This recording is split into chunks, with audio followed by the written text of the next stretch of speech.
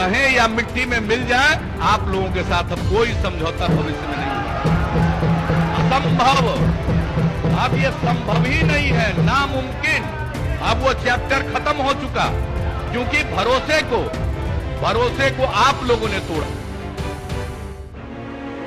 सत्ता, साजिश और संग्राम में आज बात बिहार की वर्तमान सियासत की करेंगे। बिहार में एक बार फिर सत्ता की चाबी इधर से उधर होने वाली है।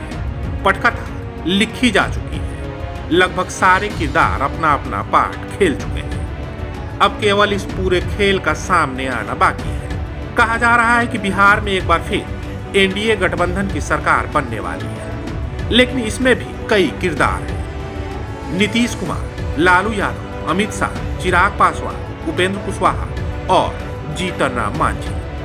अब आप सोच रहे होंगे कि इसमें चिराग, उपेंद्र कुशवाहा और मांझी का नाम क्यों शामिल किया गया है। तो आज के परिप्रेक्ष्य में सभी सिर्फ नीतीश के एनडीए में शामिल होने की चर्चा कर रहे हैं, लेकिन इन तीन चेहरों को लेकर नीतीश के साथ बीजेपी का गठबंधन बनाना कांटों भरा रहने वाला है। इस मुद्दे पर भी हम आगे चर्चा करेंगे और बताएंगे कि ऐसा क्यों है। इसकी शुरुआत नीतीश से कर लेते हैं। ज्यादा पुरानी बात नहीं है, जब लगभग 1 साल पहले नीतीश कुमार ने एक बयान दिया था। पहले वो बयान सुन लीजिए, आपके सामने सभी तस्वीरें क्लियर हो जाएंगी।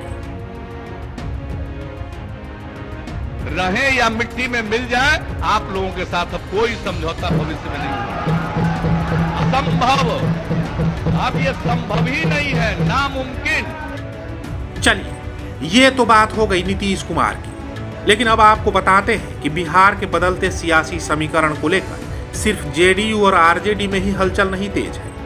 बीजेपी में भी लगातार इस फैसले को लेकर सवाल उठने लगे हैं। बिहार बीजेपी के प्रदेश अध्यक्ष सम्राट चौधरी भी पार्टी के इस फैसले से असहज नजर आ रहे हैं, क्योंकि सम्राट चौधरी लगातार नीतीश कुमार को लेकर बयानबाजी करते रहे हैं और वो नीतीश कुमार का खुलकर विरोध भी करते हैं। सिर्फ सम्राट चौधरी ही नहीं, एनडीए में भी खलबली मची है। लोजपा रामविलास के मुखिया चिराग पासवान और आरएलजेडी प्रमुख उपेंद्र कुशवाहा की चिंता भी बढ़ गई है।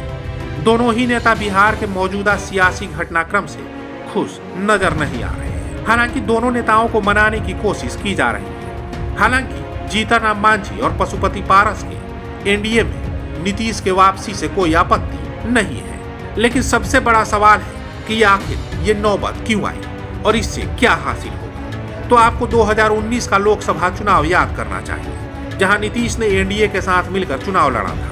तब आरजेडी का लोकसभा से सुपड़ा साफ हो गया था। ऐसे में एक बार फिर से बीजेपी के साथ आना जेडीयू के लिए फायदे का सौदा साबित हो सकता है, और इसकी सुगबुगाहट तो पहले से ही थी। लेकिन बिहार के पूर्व मुख्यमंत्री कर्पूरी ठाकुर को भारत रत्न देने की घोषणा के बाद से इस पर मुहर लग गई। जब से इसकी घोषणा हुई है, उसके बाद से लगातार जेडीयू और आरजेडी के नेताओं की तरफ से अलग अलग बयानबाजी शुरू हो गई थी। इस पूरे मामले को और हवा तब मिली जब आरजेडी सुप्रीमो लालू प्रसाद यादव की बेटी रोहिणी आचार्य ने 3 ट्वीट किए। हालांकि रोहिणी आचार्य ने ये ट्वीट डिलीट कर दी, लेकिन इस पर शुरू हुआ हंगामा अभी तक जारी है। अब आपको बताते हैं कि नीतीश ने इससे पहले कब कब पलटी मारने का काम किया है और उनका सियासी सफर कैसा रहा है, कब किसके साथ रहे और कब किसे धोखा दिया। लेकिन उससे पहले आपको बिहार विधानसभा की वर्तमान स्थिति को समझना जरूरी है। बिहार विधानसभा के कुल 243 सीटों में से फिलहाल 79 सीटें आरजेडी के पास, 78 सीटें बीजेपी के पास, 45 जेडीयू, 19 कांग्रेस, 12 सीपीआई-एमएल के पास है। इसके अलावा अन्य सीटों पर बाकी छोटी पार्टियां हैं। ऐसे में 122 के आंकड़े को लेकर जेडीयू और बीजेपी भी निश्चित नहीं है। अब नीतीश कुमार के सियासी सफर पर एक नजर डालते हैं।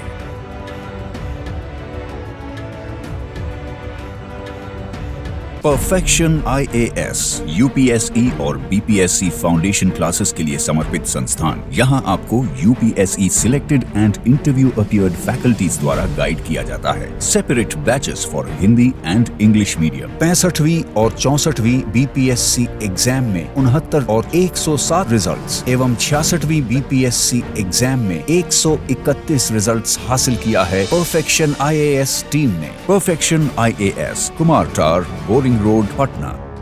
सुशासन बाबू के नाम से मशहूर नीतीश कुमार पर एक शेर बहुत सटीक बैठता है।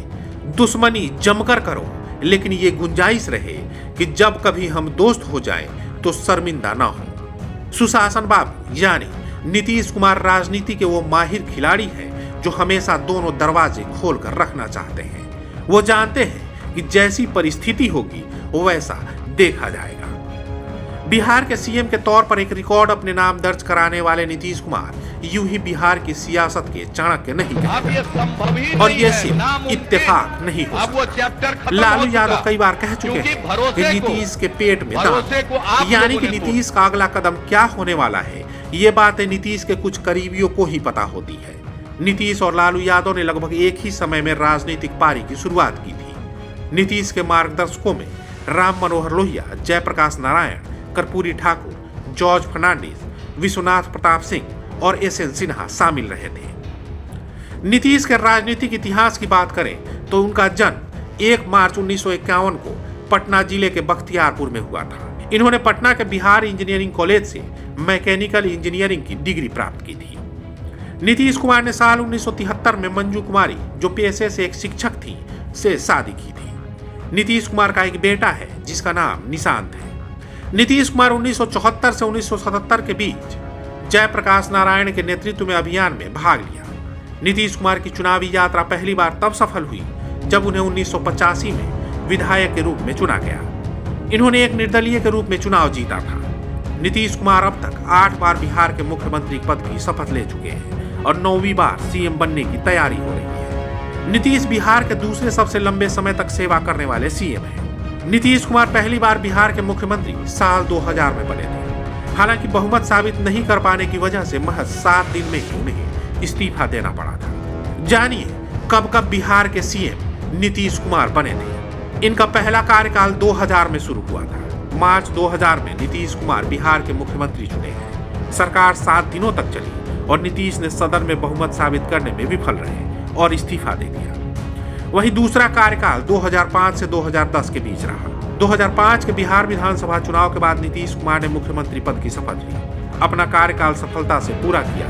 सड़कों का निर्माण करवाने जैसे कार्यों के लिए उन्हें तारीफ भी मिली। तीसरा कार्यकाल 2010 से 2014। 2010 में नीतीश कुमार ने तीसरी बार मुख्यमंत्री पद की शपथ ली। इसके 4 साल बाद लोकसभा चुनाव में पार्टी को मिली हार की जिम्मेदारी लेते हुए 17 मई 2014 को मुख्यमंत्री पद से इस्तीफा दे दिया। इसके बाद जीतनराम मांझी को मुख्यमंत्री बनाया गया था।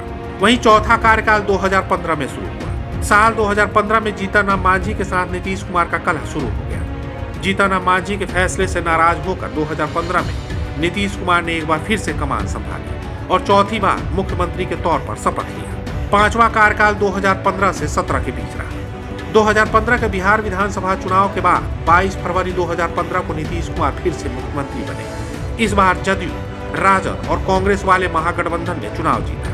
तेजस्वी यादव उप मुख्यमंत्री बनाए गए। हालांकि तेजस्वी यादव पर भ्रष्टाचार के आरोप लगने के बाद नीतीश कुमार ने 2 साल बाद 26 जुलाई 2017 को इस्तीफा दे दिया।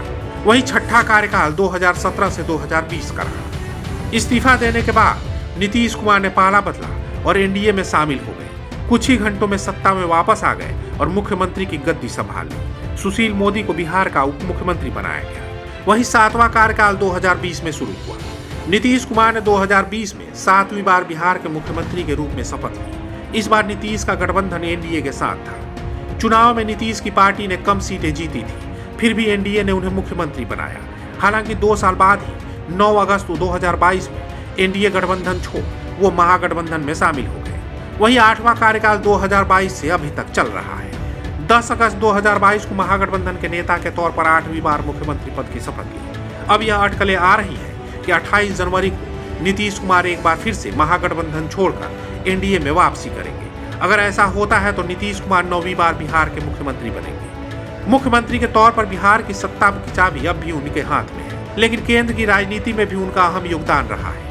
नीतीश कुमार पहली बार केंद्रीय कैबिनेट में 1998 में रेलवे मंत्री बने। इसके बाद 1998 से 1999 में भूतल परिवहन मंत्री और कृषि मंत्री का भी कार्यभार संभाला। मई 2001 से 2004 तक वो वाजपेयी सरकार में केंद्रीय रेल मंत्री रहे। इस दौरान उन्होंने रेलवे में इंटरनेट बुकिंग सुविधा की शुरुआत की। इसके साथ ही तत्काल टिकट की सुविधा की भी शुरुआत करने का श्रेय नीतीश कुमार को जाता है। 2010 में फोर्ब्स द्वारा India person of the year का पुरस्कार, इकोनॉमिक टाइम्स द्वारा वर्ष 2009 में business reformer of the year जैसे सम्मान से नीतीश कुमार को सम्मानित किया जा चुका है।